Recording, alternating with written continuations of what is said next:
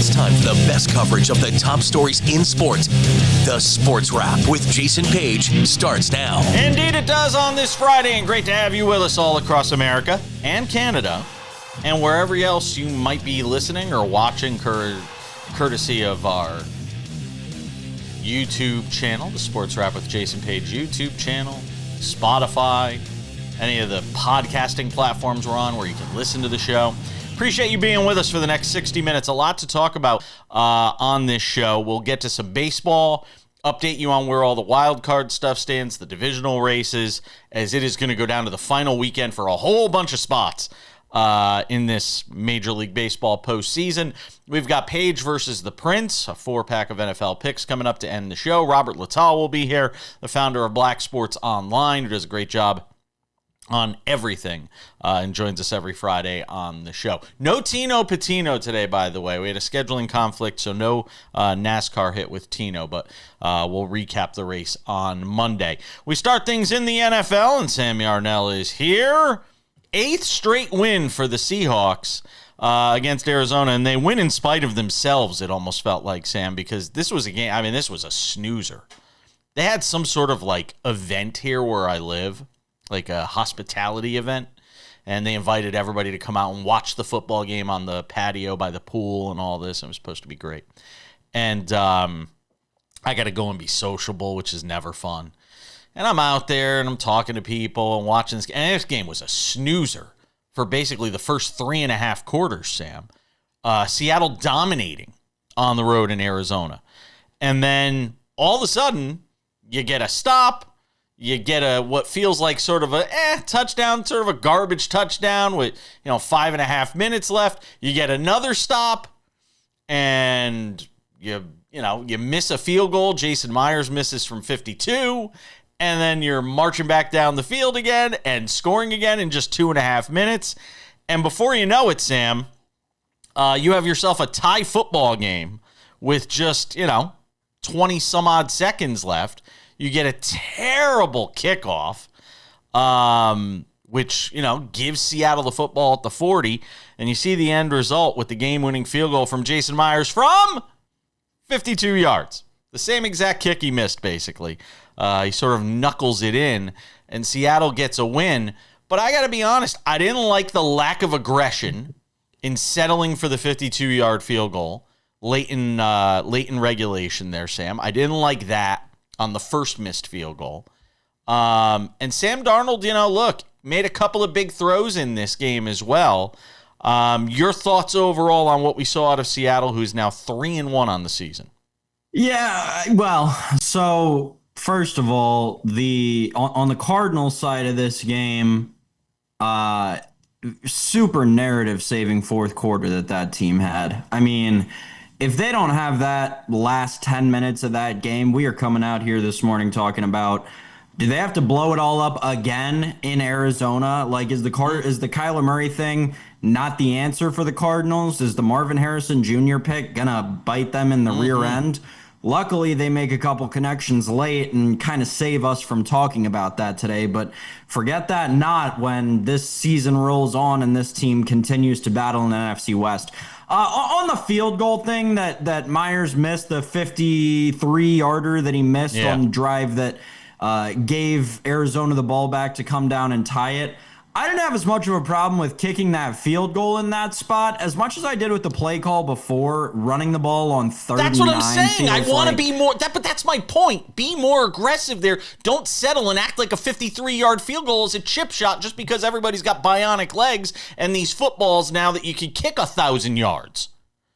Yeah, right. After the long completion, just running the ball three times right into a field goal attempt, it does seem a little too analytically minded for me, but that there's a reason that Mike Macdonald is getting paid as much as he is to coach that football team and coach them to wins nevertheless. And that's what matters, right? In a tough division that, I still don't think the Seahawks are going to really compete in. I think they're still probably the third best team in this division.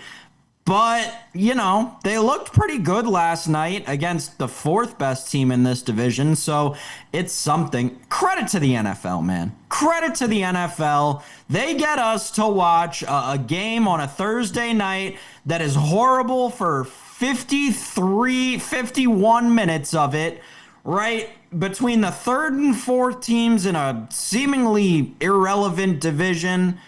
I don't know, man. The NFL is a crazy business when it comes to sales. The NFC West, I'm trying to figure out if it's a beast or if it's a fraud. Because I got the Niners, starting Mac Jones and winning football games. No George Kittle. No Bosa now, who's going to be out for the rest of the season. Seattle, who's 3-1. But as you just kind of alluded to, are they really a good football team? We sort of saw late in this game that some things that give us pause. But again, they got a head coach who's done nothing but basically win on the road. What's he won? 13 of his first 14 games on the road in the NFL, something like that, some crazy number. And then you've got the Rams who went into Philadelphia and played a heck of a game. It was an entertaining football game, but came up short. And you're just left kind of scratching your head. Is the NFC West as good as the records look? Or is it going to be one of those situations where we get to week 12 and this sort of all comes back down to reality?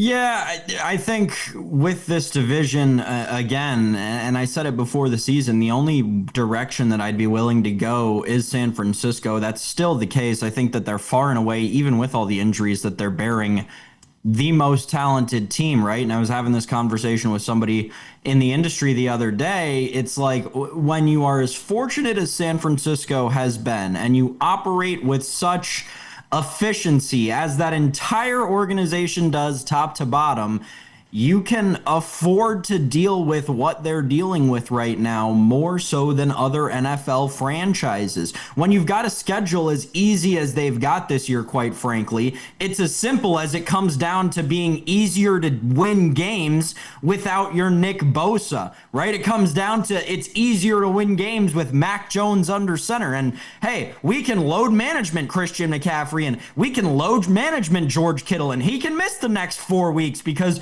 our schedule's a cakewalk, and look at this. He's already missed 2 of them, and we're 3-0. Who cares? Like, it is incredibly fortunate the position that the San Francisco 49ers have been put in, and they are doing the most in terms of maximizing it. It's the only way that I'd go in this division. Yeah, and that's fine if you want to go that way. I mean, I'll still go with the Rams, and I still think if you tell me who has a better chance to go deep into the playoffs, the Rams or the Niners, I'm taking the Rams. It's not the Niners. It's not. I think San Francisco might be built for all the reasons you said to have a good regular season record and then lose early in the playoffs. We're coming back.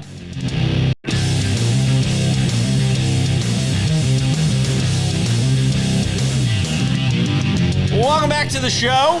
Robert Littal, 10 minutes from now, founder of Black Sports Online, does a terrific job on everything. Go through some of the top stories of the week in sports, including a story you haven't probably heard a lot about, but you should. And there's a reason you're not hearing a lot about it. That is intentional. That's coming up a little later on. Let's talk some baseball, Sam Yarnell. Update these MLB pennant races and some of these wild card chases as well. Hey, the Tigers won a game. What do you know? Detroit finally gets a win. I mean, and literally breathing a huge sigh of relief after getting said win against the Guardians and tying things up over there in the AL Central, Sam. The Yankees win again, so they continue to sort of solidify their spot as the top wild card team. But the Blue Jays also won, so they remain basically a game up. They're tied with the Yankees for the AL East, but if it ends the season that way, Toronto would still wind up winning the AL East. The Yankees are going to have to sweep the Orioles and hope the Jays lose at least one game. I mean, the Yankees could potentially just win a couple of games and still, I guess, conceivably win the division, Sam. But let's talk about it from the American League perspective here for a couple of minutes. You'll have the Jays taking on the Rays in Skydome over the weekend, and the Yankees taking on the Orioles. How do you think it all plays out? Yeah, it'll be interesting. I mean, this weekend is so loaded with so many things, Jason, between the college football and the Yeah. NFL slate and the National League and the Ryder Cup, that's like thing number 7 on my list, because at this point in the American League, it just feels like everyone's playing for seeding. They are, but seeding is important. You want to stay out of the wild card series if you can. It allows you to set up your pitching in a whole different way. I mean, if you're the Yankees and you could somehow, steal this division, and that's what it would be. It would be stealing this division. If you could somehow steal this division and you're the Yankees, I mean, it drastically changes the way you set up this rotation going into the postseason. Yeah, for sure. I think it'll be very interesting to see how it all plays out down the stretch. The Yankees, by the way, do the Yankees actually have a tie for the best record in the AL now? Is that possible? Yeah, I think they do. That's crazy. I mean, this team that went 20-31 over a 51-game stretch right now is tied for the best record in the American League.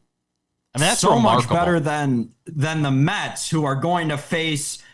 I mean, Mets are getting in the playoffs, The Mets Sam. are going to get swept by the Miami Marlins this weekend. The Miami Marlins have been, I don't know if anyone in the baseball world has been paying attention to this the way that I have. The Mets have been rolling out a AAA baseball team for the last week in preparation for this series against the Marlins. They announced their starters for the final series: Sandy Alcantara, Yuri Perez, and Edward Cabrera. Yeah, you think they want to eliminate the Mets from the postseason? I think so. I have people in Miami telling me that they're selling like 30,000 plus tickets to these games because all the Marlins are focused on at this point is eliminating the Mets' playoff chances. Yeah. I am going to be dialed in to Miami this weekend, Jason. I think they're going to do it. I think the Mets are going to get swept right out of the playoffs by the Miami Marlins and that incredibly talented pitching staff and, quite frankly, young, talented team they have. I've been high on the Marlins all year. And as far as the wild card is concerned right now, the way it shakes out, it is the Yankees with the top spot, obviously, at 91-68. The Red Sox, a game ahead of Detroit for the second wild card, and Detroit just one game ahead of Houston, Sam, for that final wild card spot. Detroit or Houston, who gets in? Detroit. Houston's done. Yeah, I would tend to agree with you on that. National League wild card, Mets still a game up on Cincinnati. Reds get a win yesterday, and Arizona is 2 back, still with a beating heart, barely. But the Arizona Diamondbacks still with an opportunity to potentially get in. So Mets or Reds then, or Arizona? I was going to say cinema this weekend, especially out west, because you've got the Diamondbacks playing the Padres. The Padres still have a chance to win that division, Crazy. as weird as it is, because the Dodgers are playing the Mariners. Not that the Mariners have anything to play for, but that's a good baseball team that doesn't want to go into the playoffs cold. The National League is like an absolute, I don't know, it's a big old kerfuffle right now. I don't even know how to describe it. Reds, Brewers, you'd have to think that the Brewers want to give themselves a little bit of a runway into the postseason. I think the Reds have a chance to do some damage there. And I already said what I think about the Mets. Jason, Reds I think that there's a real chance that the Mets don't even finish as the first team out of the playoffs. I think there's a chance that the Mets finish below the Arizona Diamondbacks. Wow. We'll see. I will also say this. You could say the Mariners don't have anything to play for. Best overall record in the AL and home field. T-Mobile Park. True. T-Mobile Park has been rocking. That place is an electric atmosphere. The difference between playing a Game 7 conceivably against the Yankees, inside T-Mobile Park versus Yankee Stadium, I think you'll sign up for that if you're a Mariners fan, and they're going to keep playing Cal Raleigh because they want to see if he could hit 62 home runs on top of that.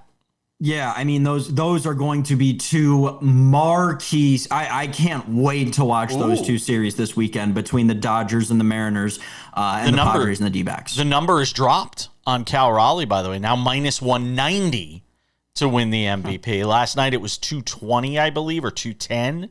That number has dropped now to minus 190 with Aaron Judge at plus 155. And there is such heated debate on this topic. I was watching the guys on MLB Network yesterday, and the consensus seems to be Cal Raleigh in their mind. But there is a lot of debate right now. This is going to be one of the most hotly contested MVP conversations. And by the way, do not give me co-MVPs. I do not want to see co-MVPs. Have they ever done that? It has happened. Yes, it has happened before. Whoa. It has happened before, yeah. When's the last time they did that? I'd have to look it up, and I only got 45 seconds. Well, if you I'll wanna, stall while you look it up. Listen, here's the thing. I keep hearing this debate, and it really feels like this is the answer to the debate. If you live in some denomination of New York, New Jersey, Connecticut, New Hampshire, and parts of Vermont, you think Aaron Judge is going to win it.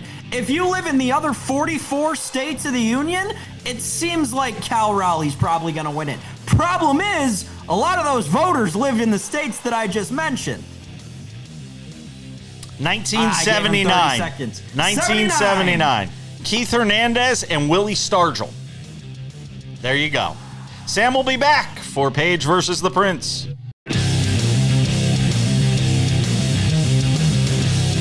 All right, thanks for being with us on this Friday edition of the show. Coming up in 20 minutes, some thoughts on the Ryder Cup as that gets ready for a big weekend out at Bethpage Black. And also for the love of the game. We'll talk about that. I'll explain what I'm talking about. But first, we say hello to our good friend Robert Littal, the founder of Black Sports Online, hangs out with us every Friday on the show to discuss some of the top stories of the week in sports, and today is no different. So we've seen the pictures of Zion Williamson. We've seen the pictures of Luka Doncic.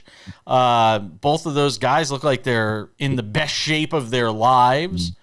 In the case of Zion Williamson, and I know there's been the off the court stuff that he's been dealing with as well. Does this finally feel like the year where he matures to a point where he could stay in this kind of shape, where he doesn't fall back into bad habits of eating everything in sight? And by the way, I say that as somebody who struggles with eating bad things. If you look at me now and look at me, a year ago, my face has thinned quite a bit. Thank you, Ozempic. Ozempic, who is not sponsoring this segment. They should be, though. Is this the year that Zion Williamson finally starts to put it together? Well, it's a contract year. A contract year makes athletes do a lot of different things. A contract year where, you're trying to get, especially in the NBA, when we're talking $200, $300 million, then the difference between that and, someone saying, we don't think, you're a max guy. I don't know. I'll be honest with you. I think like him and Luka are different. I think Luka is chasing greatness. I think he wants to be a champion. I think he wants to be seen as the best player in the NBA. He's with the Lakers now. There's a different type of spotlight on him. I don't know if Zion has that type of motivation in him. Maybe he's just tired of people talking about him a certain way. We don't know either because, sometimes you get too skinny and his game is built off power and speed and explosion. Yeah. So how will skinny Zion actually, work on the court? I'm going to need to see, a month or two of this dedication before I buy in. I think you make a really valid point, though, about sort of, and not where they are, how old's Luka? I'm trying to think. Hey, 26, man. 26, and Zion just turned 25 in July. And they really are at different points in there. There is a vast difference between the two in terms of, in the case of Zion Williamson, it's just it's not about, hey, I want to win championships and be an MVP. He just wants to get his career on track. And like you said, he's playing for that next contract, that big contract that obviously he's hoping to reel in. But boy, oh boy, even if he has a good year, can't you just see it now? He plays like 70. He plays like 72 games, puts up monster numbers. Maybe the Pelicans are decent, maybe they're not. But somebody's going to have to make a decision with everything we know about Zion Williamson, about handing him a huge contract next offseason. I wouldn't want to be the GM or owner that's in that position. I'll trade him. I mean, sell high. However that goes. Buy low, sell high. That's not a bad idea. If he has a great year, you sell him at the deadline. Player. Let's put it like that. So even with the, I think he could be a piece. No, see, I think he could be a piece. A piece. Yes. I don't think he could be the guy. But in New Orleans, they want him to be the man. Yeah, they want him to be the Creole man.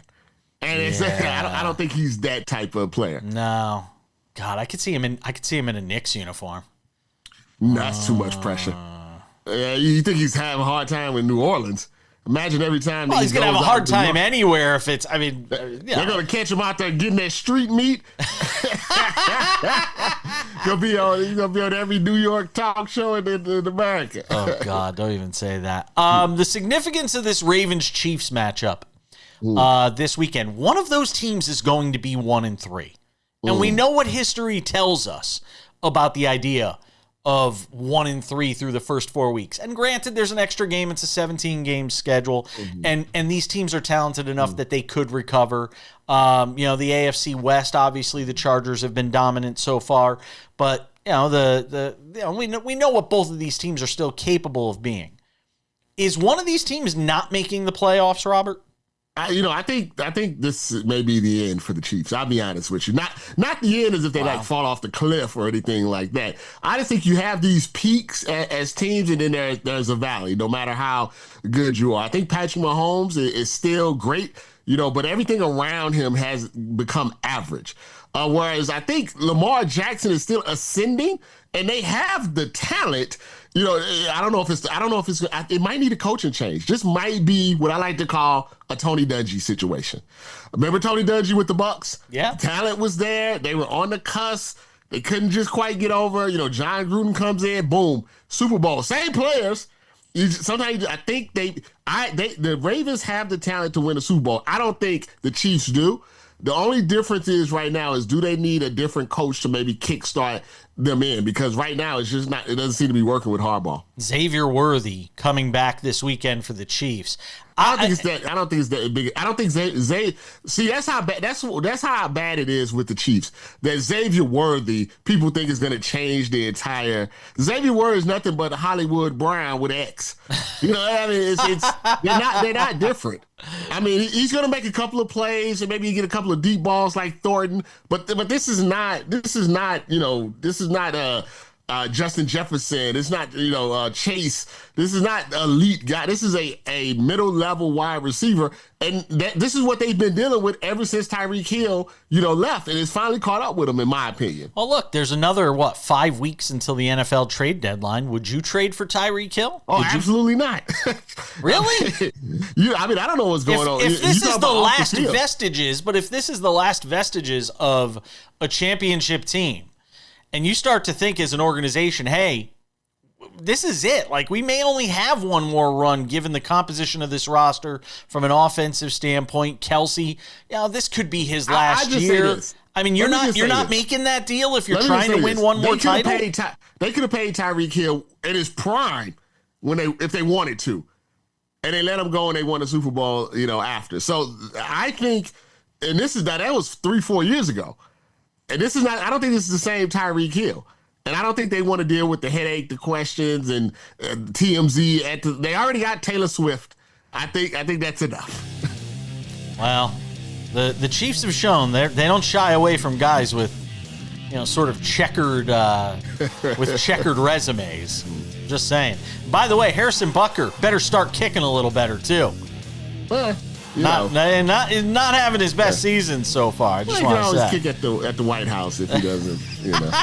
They'll probably put some uprights there for him. Yeah, we'll put an MMA ring. Everything. We're coming back. More with Robert. All right, coming up in 10 minutes, some thoughts on the Ryder Cup. Also, for the love of the game, story that warmed my heart. That we'll get to coming up. Warmed the cockles of my cold, cold heart. Robert Littal, founder of Black Sports Online, hanging out with us. All right, Robert.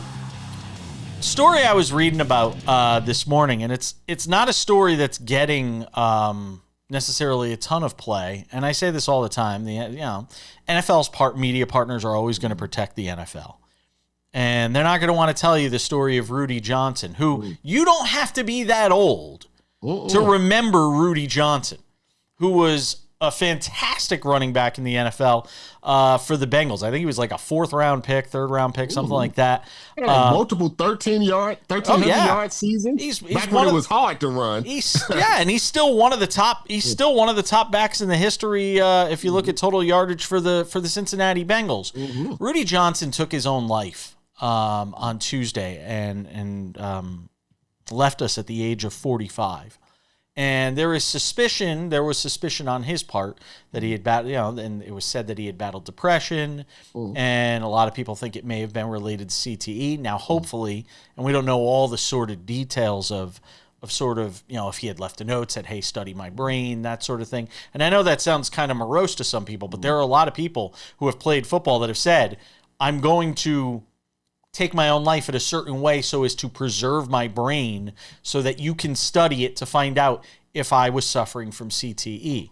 And I suspect that might be what happens in this instance. But you're not hearing a lot about this. And I got to be honest, it pisses me off. That's the best way I could say it. Because we talk about these guys when it's our fantasy football teams, and this was before the age where sports betting was available because he retired, I think, in 08 or 09. But they were still, I'm sure there are guys that had him on their fantasy football team and rooted for him and fans that went to games. And then these guys disappear and their careers end. Yeah, the NFL stands for not for long. Yes, but these guys' careers end, and then all of a sudden, we don't talk about them anymore, and they slip into the shadows, and we don't care if they're suffering from CTE. All we care about is, did our team win? Did they help us win? Did they cause us to lose? And it just makes me so angry because this guy died not married, no kids, probably alone, and there's just something so tragic in that, Robert. Yeah, I think one of the issues is that, and we've talked about this before, an athlete's peak is normally in their 20s. And, they're at the peak of whatever their celebrity, fame, or money, whatever that is. And then at 20, sometimes 25, 26, before 30, it's over. And then the next round of athletes come in, almost like a machine line, like at Plymouth or at Ford or something. And like you said, it's out of sight, out of mind, but they have to live the next 50 years of their life, just and not in that spotlight. And there's not a lot of financial literacy. There's not a lot of training on it. And let's be honest, the NFL is just common sense. Banging your head into somebody else's head, for 3 hours a week is not healthy, for your brain. But I think, we know all what the issues are, and we know the concussions, and we know the injuries, and we see it. But, we just look away. And I think that's just a societal thing. It's like we see an accident and we peak, but we keep driving. Yeah. A lot of us don't stop. It's so upsetting to me. And maybe it's also because I've been open and honest about my own issues with mental health. I just put out a post about it the day after my birthday, as a matter of fact, that a lot of people responded to, and I appreciate it. It wasn't, by the way, it wasn't for people it was not like a call for help. I'm okay. Okay. I was just simply talking about the fact that mental health is something that I've battled in my adult years a lot more, obviously, than in my younger years.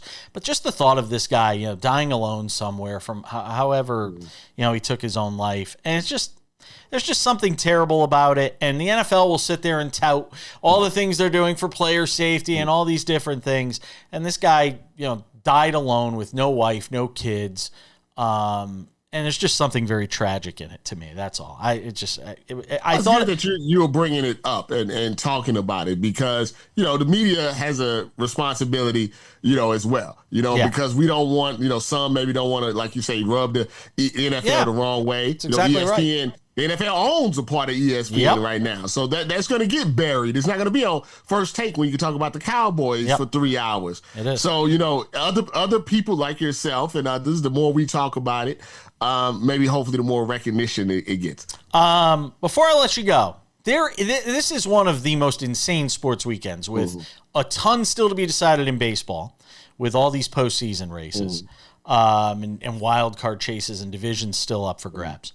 The Ryder Cup, college football, some amazing NFL games. You get one. I'm going to put you on the spot. You get one thing to watch this weekend. What is it? Penn State, Oregon. James Oh, Franklin has to win one of these games, right? Right? I mean, he's like 1 in 100 in big time games. The one game he beat Ohio State was a fluke, blocked field goal. But beyond that, he's lost literally every one of these games that has been important to him for like the last 10 years. If he was at Alabama, he was at Michigan, Ohio State, Georgia. Oh, you got to pass at Oregon. I mean, at Oregon, but it's somebody. I mean, you win, 1 in 30 against top 10 teams, you'll be out of there. So I mean, I feel this is set up for. It's at night. It's a whiteout game. Oregon has not experienced something like this. If he doesn't win this game and then he goes to Ohio State and loses that game, this is the best team he's had in all of his years there. Yeah, I mean, him and Jim Harbaugh may be, working out together at the golf club together because they're not going to have no job. John Harbaugh, excuse me, not Jim. John, yeah, it's okay. I was going to correct you. Robert Littal, the founder of Black Sports Online. You are a friend and a scholar. Thank you, my friend. Have a wonderful weekend. We'll talk to you next week. Bye-bye. We're coming back with more Sports Wrap on this Friday. Don't go anywhere.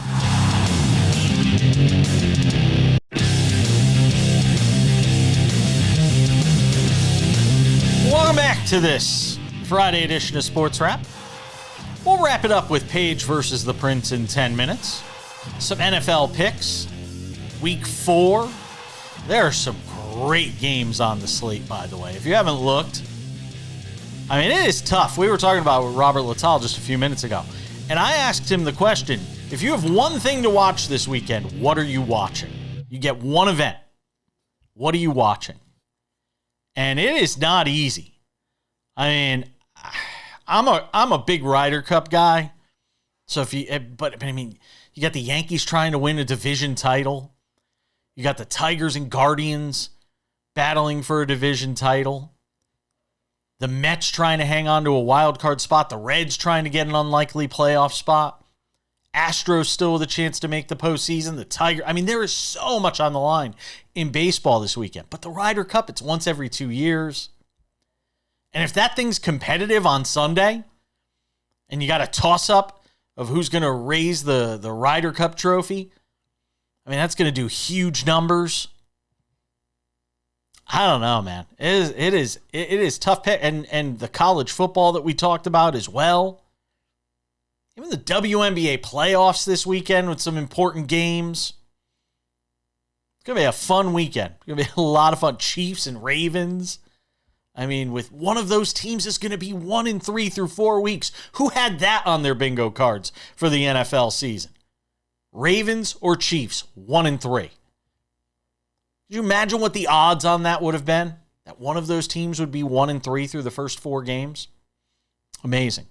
There's a lot to talk about still on this Friday edition of the show. I wanted to talk about something for the love of the game, and we'll get into the Ryder Cup stuff coming up here in a couple of minutes because the opening foursomes are done for Friday morning. And by the time you watch this, the afternoon wave will be done and we'll have a sense of where things stand after the first day. But I just wanted to talk about the Ryder Cup for a couple minutes. But before I do, the story of Cal Raleigh. And I know a lot of people, we had this great debate on the show yesterday. It really was. With myself, David Ardsma, the former big league reliever and closer, and Sammy Arnell talking about who the MVP is going to be. And Aaron Judge or Cal Raleigh is going to win it. And there is no wrong answer in this. It's subjective. And that's the beauty of these votes. It'll go, right down to the last day of the season. If Cal Raleigh hits 62 home runs, I think he's going to be the MVP. And if he doesn't, I think there's going to be enough voters and writers that give Aaron Judge the nod. But I want to talk about something that we didn't really talk about yesterday on the show, and it was Cal Raleigh hitting this 60th home run, and how one young man who was given the ball by a fan. It might have been like 12 years old, something like that. In this day and age, where you have people that are starved for fame, starved for attention, starved for money, all you got to do is go on your social media, you'll see it. Go watch your favorite, social media person, and you'll see it. This kid said, I want to give the ball back to Cal Raleigh, and I don't even care if I get anything for it. He just wanted to give it back to Cal Raleigh. And he did. This young man, and Cal Raleigh gave him some stuff. They let him down on the field for like batting practice. They gave him signed bats, signed balls, all of that. But the kid didn't even care. All he wanted to do was make sure that Cal Raleigh had this momentous 60th home run baseball, which had been authenticated. More home runs than any catcher in the history of baseball. Something only a handful of guys have done in the history of this game. And even less of those have done it cleanly. For this young man to put his ego aside, and kids have egos even at that age. Again, all you got to do is go on social media these days. And just to say, I want this to be about Cal Raleigh. I want him to be able to have this baseball. For that to play out the way it did in a day and age, think about the Aaron Judge record-setting home run baseball and everything that took place with that. The litigation, it went to court, who had it, who didn't. There was a historic home run in the pantheon of Major League Baseball. And the kid just gave it to Cal Raleigh without a care in the world. That is a kid that was raised right. The Ryder Cup. Is the U.S. breathing a sigh of relief? Because they got destroyed in the first 3 matches today out at the Ryder Cup. They were down 3-0 with three of the 4 foursomes in the book. And thank goodness for Xander Schauffele and, dare I say, Patrick Cantlay, who I have to thank, for saving the U.S.'s hide in these morning foursomes. Because if not for Schauffele and Cantlay, the U.S. would have been swept in those opening round matches, and they still almost got swept. It took until the 18th and final hole for the U.S., or it might have been the whole, it might have been on 17th they won it. I think they won it 1-up. But what it took for the U.S. just to get 1 point, they're down 3-1 going into the afternoon matches. And again, by the time you watch this, we'll know what the result of those afternoon matches are. At least you should know what some of them are anyway. And we'll see how it shakes out for the weekend. But it certainly didn't help the U.S. in terms of the odds of raising the cup. Right now, the odds for a tie is plus 1,200. Europe to win the Ryder Cup is minus 120, and USA is plus 130. And again, juxtapose that with what we had after or before the tournament, before this Ryder Cup began, where the U.S. was favored. And I'll credit Paul Azinger. I talked about this when we had Ryan Ballingy on the show the other day from Golf News Net. This may not have been the right course to select, because I think it might have taken away some of the U.S.'s advantage to be on such a difficult track. We're coming back. Page versus the Prince next.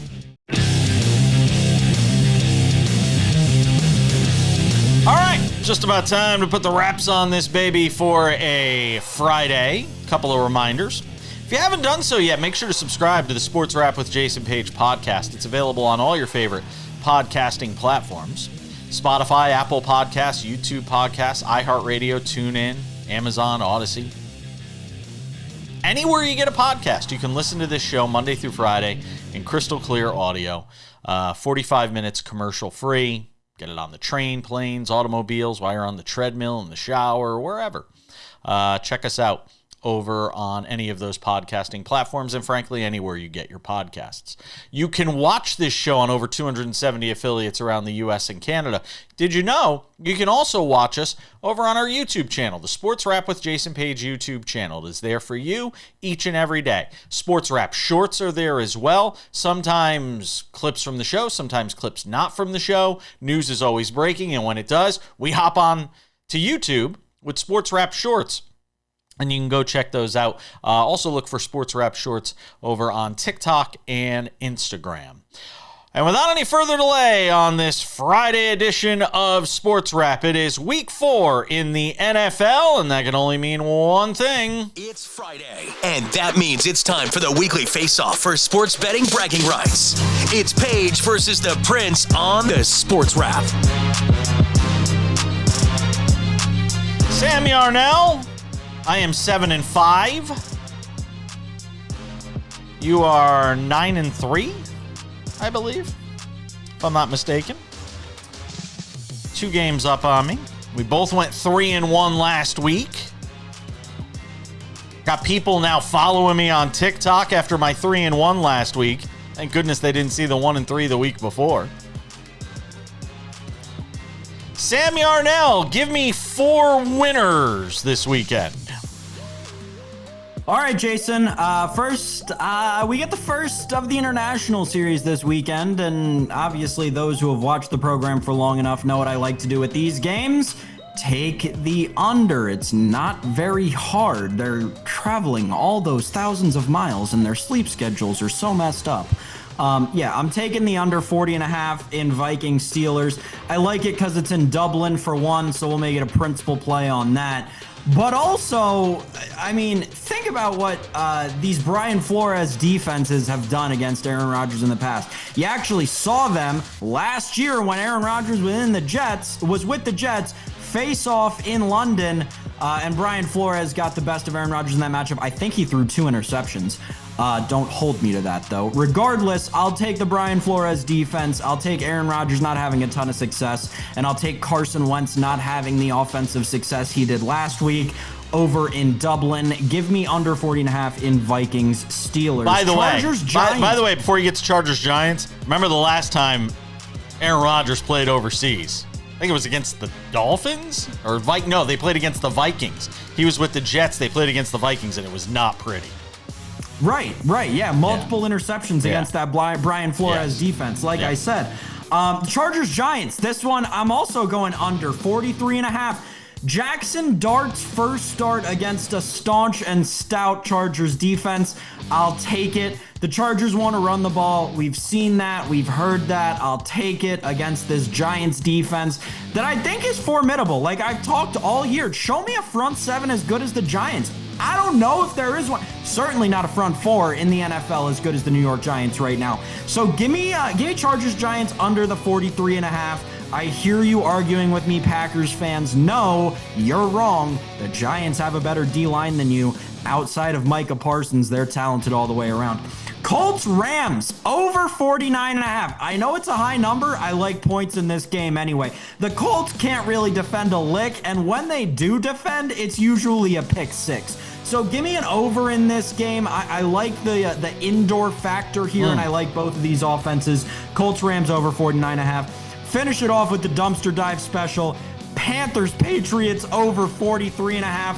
I couldn't tell you why, but I'm betting on these 2 offenses. Over 43.5 in Panthers Patriots, over 49.5 in Colts Rams, under 43.5 in Chargers Giants, under 40.5 in Dublin in Vikings Steelers. All right, Sam Yarnell. We have one game that's actually the same, which I try to stay away from us having same games, but there's one that's just too good to be true, so we'll get to that in a moment. I don't shy away from tough games. Eagles-Buccaneers. Give me the Buccaneers plus 3.5. All they do is play close games. They've played 3 games. They've been decided by a total of 6 points. How do you not take the Buccaneers in this spot? Plus 3.5, potential letdown for the Eagles coming off the emotional win against the Rams. And look, Baker Mayfield continues to work that magic. Browns and Lions under 44.5. This number feels really high to me, given what both of these defenses are capable of doing. The Lions coming off a great performance, obviously, last week against Baltimore. And that Browns defense, enough said. The Chargers and Giants, I'm with you. I'm tailing you on this one. Under 43.5. I mean, I don't know how aggressive are the Giants going to be with Jackson Dart in that game? I don't think very much so, and we know how good that Chargers defense is. Ravens and Chiefs, give me the Chiefs plus 2.5. Xavier Worthy looks like he's going to be on the field. And I think this is a huge spot for both of these teams. I like the Chiefs to actually win on the field. I will take Kansas City plus the 2.5. So for me, it's the Buccaneers plus 3.5. Browns Lions under 44.5. Under 43.5 in Chargers Giants, and the Ravens Chiefs. Give me the Chiefs plus 2.5. It's going to do it for us on this Friday edition of the show. Thanks to Robert Littal. Thanks to you, Sam Yarnell. We'll see you all back here on Monday for another edition of Sports Wrap. Enjoy the Ryder Cup, too. We'll see you later.